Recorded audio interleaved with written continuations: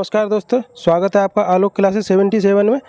आज भी आपके लिए बहुत ही महत्वपूर्ण 10 करंट अफेयर के क्वेश्चन है और उनसे जुड़ी हुई बहुत ही महत्वपूर्ण सूचनाएं हैं। जो स्टैटिक जीके है वो किसी न किसी एग्जाम में पूछी गई है। आज का मोटिवेशन कोट है, ज़िंदगी में टेंशन ही टेंशन है, फिर भी इन लबों पर मुस्कान है। आप किसी भी तैयारी कर रहे हैं, हमेशा टेंशन रहती है, फिर भी आप अपने चेहरे पर मुस्कान रखिए कि हम इसको कर के रखेंगे। आप उस उमंग के साथ, हंसी के साथ करेंगे तो आपको पता भी नहीं चलेगा वो काम कब हो जाएगा, आपको कब मंजिल मिल जाएगी। क्योंकि जीना तब तो हर हालत में है, क्योंकि आपको मंजिल है, मंजिल की खोपड़ी में छेद हर हालत में करना है, तो आप मुस्कुरा के करें तो उसमें कुछ मज़ा ही कुछ और है। आइए चलते हैं। आज का पहला क्वेश्चन है, हाल ही में टाइम मैगजीन की द वर्ल्ड बेस्ट कंपनी 2023 की सूची में टॉप 100 शामिल एकमात्र भारतीय कंपनी कौन सी है? जो अभी द मैगजीन ने एक वर्ल्ड बेस्ट जो कंपनी है, विश्व की जो 100 कंपनी है 2023 की सूची जारी की है, इसमें भारत की कंपनी कौन सी है जो 100 सूची में, जो 100 कंपनी है उनमें शामिल है? इसका आंसर है आंसर बी, इन्फोसिस। इसकी रैंक है वो 64वीं रैंक रही है। और जो पहली 4 कंपनी टॉप हैं वो कौन सी हैं? माइक्रोसॉफ्ट पहले नंबर, एप्पल दूसरे नंबर, अल्फ़ाबेट तीसरे नंबर और मेटा चौथे नंबर। इसके जो ये रिपोर्ट आई है, किसके आधार पर आई है? इसका क्या आधार रखा गया? ये राजस्व है, ये कितना राजस्व कमाती है इस पे ग्राहक संतुष्ट, इससे ग्राहक संतुष्ट हैं, कितने संतुष्ट हैं, कितने असंतुष्ट हैं, कर्मचारी संतुष्ट, इससे कर्मचारी संतुष्ट हैं कि नहीं है, इस बेस पे ये रिपोर्ट जारी की गई है। इन्फोसिस कंपनी के ब्रांड एम्बेसडर अभी हाल ही में बनाए गए थे। कौन बनाए गए थे? ये जो पुरुष बनाए गए हैं वो राफेल नडाल को बनाया गया था और जो महिला बनी है वो ईगा स्विएटेक को बनाया था। हेनले पासपोर्ट रिपोर्ट के अनुसार सबसे शक्तिशाली पासपोर्ट है वो प्रथम स्थान है वो सिंगापुर का है और भारत का इसमें 80वां स्थान है। विश्व शांति सूचकांक में भारत का स्थान 126 है। विश्व खुशहाली सूचकांक में भारत का स्थान 126 है। विश्व जेंडर गैप इंडेक्स में भारत का स्थान 127 है। वर्ल्ड प्रेस फ्रीडम इंडेक्स में भारत का स्थान 161 है। वर्ल्ड जेंडर गैप इंडेक्स में भारत का स्थान वो 127 है। इसको जो विश्व आर्थिक मंच है ये जारी करता है। यूएस न्यूज और वर्ल्ड रिपोर्ट की वार्षिक सर्वश्रेष्ठ की देशों की रैंकिंग में 2023 में शीर्ष स्थान किसे मिला है? जो स्विट्जरलैंड है इसको मिला है और भारत की रैंक इसमें 30 रही थी। केंद्रीय प्रदूषण नियंत्रक बोर्ड ने जो स्वच्छ वायु सर्वेक्षण 2023 जारी किया है, इसमें 10 लाख से अधिक आबादी वाले शहरों में शीर्ष स्थान किसके रहे हैं? जो 10 लाख से अधिक आबादी जिन शहरों की है वहाँ पर शीर्ष जो शहर रहे हैं वो कौन कौन से रहे हैं? पहले नंबर पर इंदौर, दूसरे नंबर पर आगरा, तीसरे नंबर पर थाने महाराष्ट्र। विश्व आर्थिक मंच के ऊर्जा संक्रमण सूचकांक में 2023 में भारत का स्थान क्या है? ये 67वां है। दोस्तों, अभी तक आपने चैनल को लाइक नहीं किया और चैनल को सब्सक्राइब नहीं किया है तो आप वीडियो को लाइक और चैनल को सब्सक्राइब कर लिए, जिससे कि आपको नोटिफिकेशन मिलता रहे। आइए क्वेश्चन नंबर दूसरा है, हाल ही में संयुक्त राष्ट्र अंतर्राष्ट्रीय व्यापार विधि आयोग के दक्षिणी एशियाई सम्मेलन की मेज़बानी किसने की है? ये जो दक्षिणी एशियाई सम्मेलन हुआ है, जो अंतर्राष्ट्रीय व्यापार विधि है, इसका सम्मेलन है, इसका मेज़बान देश कौन सा रहा है? इसका मेज़बान देश है वो भारत रहा है और इसकी बैठक हुई है वो नई दिल्ली में आयोजित हुई है। United nation commissioner for industrial trade and law, इसकी जो लॉ बना था ये 1966 में बना था। जो इसका हेडक्वार्टर है वो वियना ऑस्ट्रिया में। इसका होस्ट देश वर्तमान में भारत रहा है।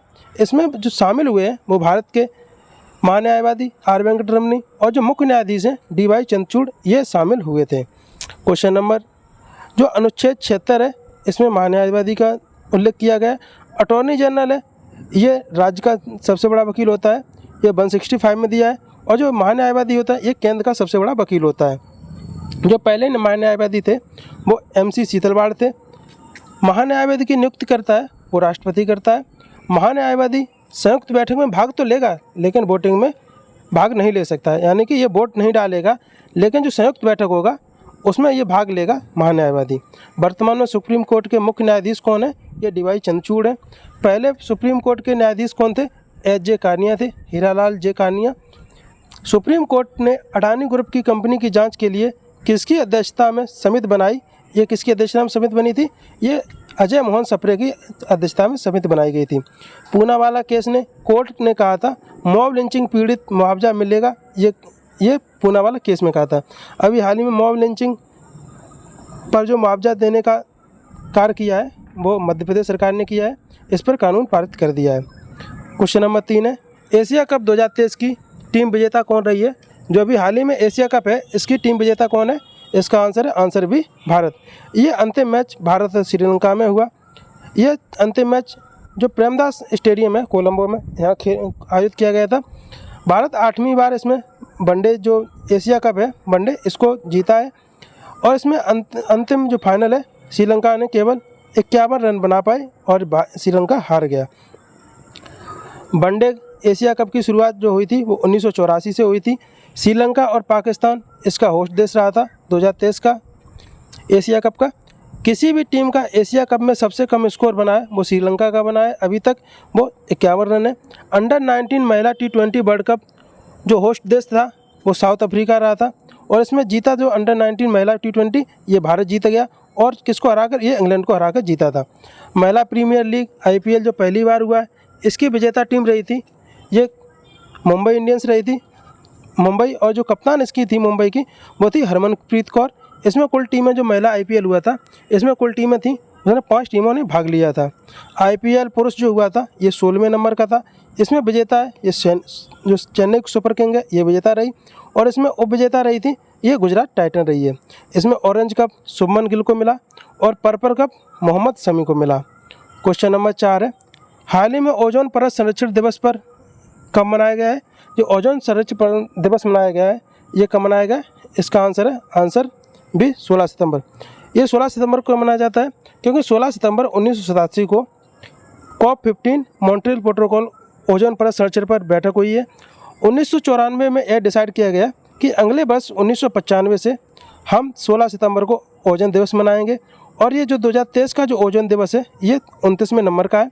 इसकी थीम जो रखी गई थी वो ओजोन परत को ठीक करना ये थीम रखी गई थी। पृथ्वी के जो मंडल हैं किस मंडल में ओजोन परत पाई जाती है, किस मंडल में क्या घटनाएं होती हैं? जैसे पृथ्वी के 5 मंडल हैं, क्षोभ मंडल, समताप मंडल, मध्य मंडल, आयन मंडल और बहिर्मंडल। जो क्षोभ मंडल है इसमें मौसमी घटनाएं होती हैं, बारिश, आंधी, तूफान, ये सभी जो घटनाएं होती हैं, बिजली चमकना, ये किस में होती है? क्षोभ मंडल में। समताप मंडल में जो वायुयान उड़ते हैं यहाँ पे तापमान इसका समान रहता है जिसके कारण ये वायुयान होते हैं इन्हें उड़ने की आसानी होती है, सुविधाजनक होते हैं, इसलिए यहाँ पे समताप मंडल में वायुयान उड़ते हैं और इसी में ही जो ओजोन परत है वो भी पाई जाती है। समताप मंडल में तापमान समान रहता है जिसके कारण वायुयान उड़ने में सक्षम होते हैं। जो मध्यमंडल है इसमें जो मध्यमंडल को मध्यमंडल, उसके बाद आयन मंडल में रेडियो वेव होती हैं जहाँ से हम दूर संचार करते हैं वो आयन मंडल के द्वारा होता है। ओजोन परत समताप मंडल में पाई जाती है। ओजोन के माप की इकाई है वो डॉप्सन है। स्टॉकहोम सम्मेलन 1992 में हुआ था। क्योटो प्रोटोकॉल 1897 में हुआ था जापान में। COP3 हुआ था वो ग्रीन हाउस गैसों के उत्सर्जन को कम करना इसका लक्ष्य रखा गया था। जो पहला पृथ्वी सम्मेलन हुआ था वो 1992 में रियो में हुआ था ब्राज़ील में। इसमें पेरिस समझौता जो हुआ है COP 2021-2015 में हुआ था। क्वेश्चन नंबर 5 है, हाल में प्रधानमंत्री नरेंद्र मोदी ने पारंपरिक जो शिल्पकारों को, कारीगरों को आर्थिक सहायता प्रदान करने के लिए कौन सी योजना चलाई है? जो अभी प्रधानमंत्री का 17 सितंबर को जन्मदिन था, उस दिन जो पारंपरिक शिल्पकार हैं और आर्थिक जो कारीगर हैं इनको आर्थिक सहायता के लिए इन्होंने एक योजना चलाई जिसमें 13,000 करोड़ इसमें खर्चा आएगा। ये पैसा जो 5% लोन पर दिया जाएगा। ये जो पारंपरिक शिल्पकार हैं इनको लिए चलाई गई PM विश्वकर्मा योजना। जो PM विश्वकर्मा योजना है इसके लिए चलाई गई है। पहले चरण में इसमें 1 लाख रुपए मिलेंगे और दूसरे चरण में 2 लाख रुपए 5% की दर पर दिए जाएंगे। इसमें 18 प्रकार के व्यवसाय शामिल किए गए हैं। PM प्रणाम योजना जो थी वो मृदा प्रदूषण को कम करना था। PM और जो मिष्टी योजना थी ये मैंग्रोव वन को सुरक्षित रखना और इनको बढ़ावा देने के लिए मिष्टी योजना चलाई गई थी। इनका जो बजट है उसमें भी जिक्र किया गया था। महिला सम्मान बचत पत्र, इसमें जो 2 लाख रुपए दिए जाएंगे 7.5% वार्षिक दर पर मिलेंगे। आयकर में 6 स्लैब थी लेकिन वर्तमान में 5 स्लैब कर दी गई हैं। पहले जो कर मुक्ति आय थी वो 2.5 लाख तक थी लेकिन वर्तमान में इसको 3 लाख तक कर दिया गया है।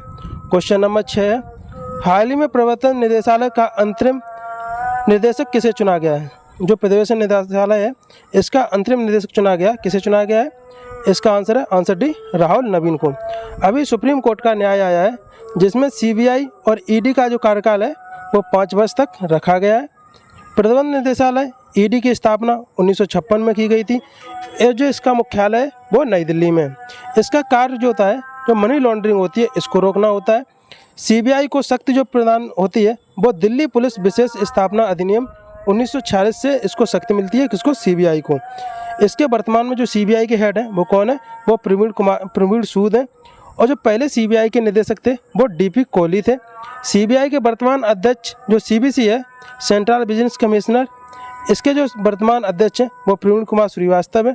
ये जो अधिनियम है 2003 के अधिनियम से सीबीसी की स्थापना हुई। और जो समिति थे, किस समिति के सिफारिश पर सीबीसी की स्थापना हुई? यह संथानम समिति के सिफारिश पर इसकी स्थापना हुई।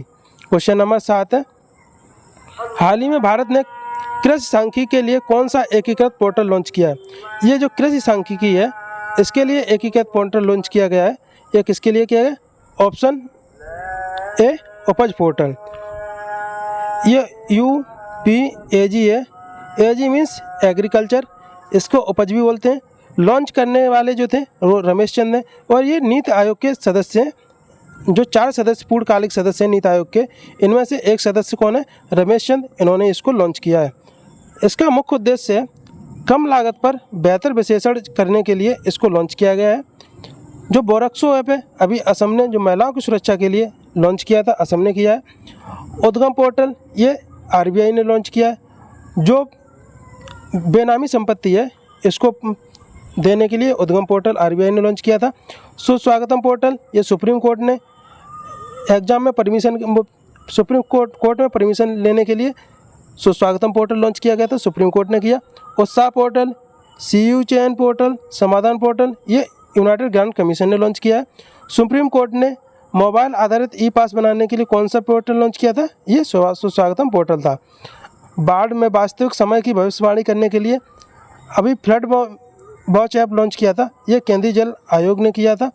भारतीय राष्ट्रीय महासागर सूचना सेवा केंद्र ने नागरिकों और मछुआरों के लिए कौन सा ऐप लॉन्च किया था? ये समुद्र ऐप लॉन्च किया था।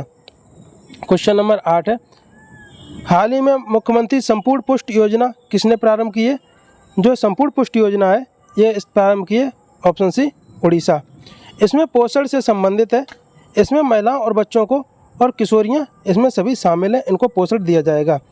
इसमें आदिवासी और दूरदराज बच्चों को, महिलाओं के लिए पोषण बजट पेश करने का पहला राज्य है। जो पोषण बजट पेश करने वाला जो पहला राज्य है वो कौन सा है? वो उड़ीसा है। गारंटी बजट पेश करने वाला पहला राज्य कौन सा है? ये कर्नाटक है। इसके जो मुख्यमंत्री हैं वो सिद्धरमैया हैं। और जो उड़ीसा के मुख्यमंत्री हैं वो नवीन पटनायक हैं। रेल बजट को आम बजट में विलय करने वाली समिति थी जो विवेक देवराय समिति थी। रेल बजट को आम बजट में अलग करने वाली जो समिति थी वो एकवर्त समिति थी। इसको याद करने का तरीका आपको बताते हैं अलग करने का। एकवर्त, एक मीन्स एक वर्थ एक आता है, तो मतलब एक सेपरेट हो गया है बजट, वो कौन सा था? Rail budget. और एक वर्ष समिति किससे? रेल बजट को आम बजट से अलग करने के लिए। और विवेक देवराय समिति, आप अपने विवेक बुद्धि से काम ले रहे हैं। विवेक मीन्स बुद्धि से काम ले रहे हैं। किसी को शामिल करने के लिए परिवार है उसको आप बुद्धि से चला रहे हैं, शामिल कर रहे हैं, वो आप विवेक देवराय समिति रेल बजट को आम बजट में विलय करने के लिए।